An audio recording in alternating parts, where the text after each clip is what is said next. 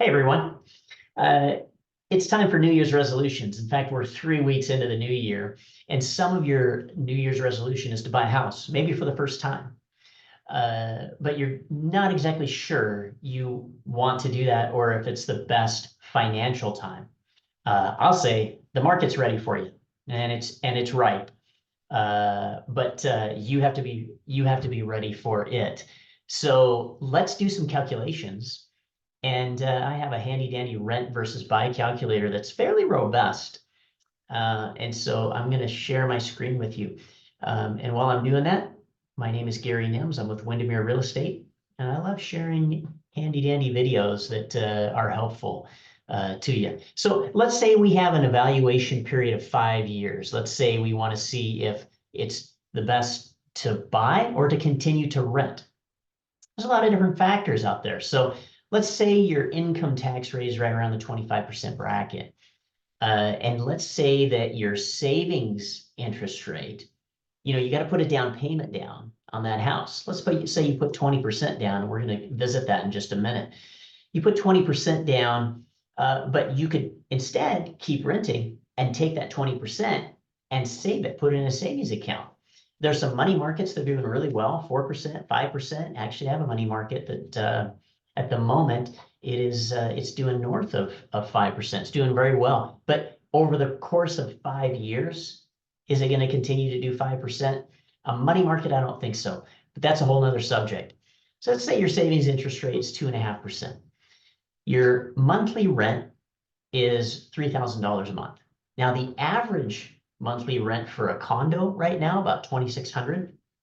Question you got to ask yourself for a two-bedroom condo is a two-bedroom condo going to serve me for the next 5 years? Something you got to ask. So let's say our average purchase price on the east side here, let's say we're at $1 million. Now, median price on the east side, 1.44 at the moment. I think that's going to go up. We are expecting it to, but let's just say you bought a house for $1 million. Down payment, $200,000. Let's say that home appreciates at 5%. Now, over the last 10 years, King County's appreciated about 8.8, just a little bit north of 8.8%. Let's use 5% for appreciation rate. Let's say your sales costs, because at the end of this 5-year period, let's pretend you sell it. So we want to factor in sales costs. You're going to have excise tax. You're going to have some brokerage fees. You're going to have title insurance. You're going to have escrow. There's a number of different costs that you're going to incur in order to sell that home. Let's say your annual property tax is about 0.75%, which is kind of around average of what I see. We're going to factor in homeowners insurance. Okay. We're going to factor in annual maintenance on your house. So you might say, man, $7,000. Am I really gonna invest that much into upkeeping my house? Well, at some point you're gonna paint the outside. At some point, that hot water tank, you're gonna replace that. And I happen to know how to install a hot water tank myself due to some of my contractor background. I might install it myself. I might have somebody else install it, even though I know how to do that. So that's something to consider. We'll just put in a factor of $7,000 a month for maintenance. Now your loan amount is going to be 8%. Let's say you got a 30-year note. Say your interest rate is 6.5%. I'm not quoting any interest rates, but let's say that that's what your interest rate is. And let's not factor in, hey, I think I can refinance as interest rates go down. We're not going to get that detailed.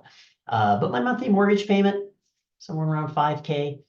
Okay. I'm not plugging in any kind of mortgage fees or anything like that right now, because there's a wide range of fees between lenders and then different programs and things.